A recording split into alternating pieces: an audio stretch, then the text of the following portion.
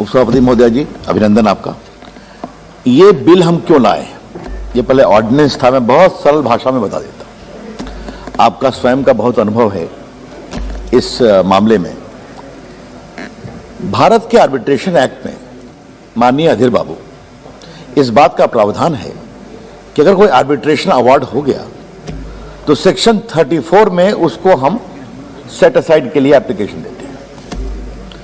उसमें एक प्रोविजन है कि if it is in conflict with public policy which means induced by fraud or corruption, the arbitration agreement or the award, that is in substance of public policy.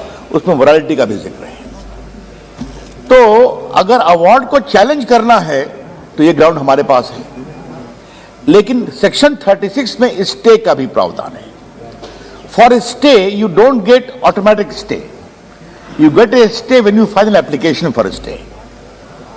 But there was no ground specifically speaking that even if the arbitration award is vitiated by fraud, by corruption, you could not get a stay because there was no specific provision for that. And Adhir Babu, you are a parliamentarian of long standing with your experience of governance also.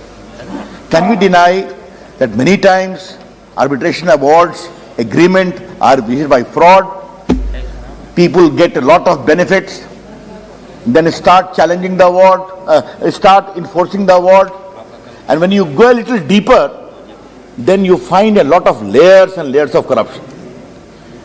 An honorable deputy chairperson, without naming any party, we know of cases where the CBI is investigating how natural resources were awarded in complete violation of law without auction. Now they are filing one claim in America, one in England, and everything is vitiated by fraud and by patent illegality and also inducement by corruption. Therefore, we have done a very limited modification in this, Honorable Adhir Babu, and that is this, that if the court is prima facie satisfied that the agreement and the award is vitiated by fraud and corruption, it will stay. That's all. And this will be stayed till the decision under section 34 is taken to set aside the award. That's all. So that taxpayers' money is not bartered away by these fly-by-night operators who procure award based upon collusive agreements, get benefits from government resources, bring some money, and thereafter start making all the claims, tall claims. That is all very limited thing we are doing. We have come with ordinance, and I think it is a pure public policy. I know some of the honorable members have been experienced in the judicial affairs. We are very clear that this will be only limited for a stay till a decision is taken upon the setting of the award under section 34. If award is set aside, goes. If it is not set aside, the interim order goes also. That is one thing.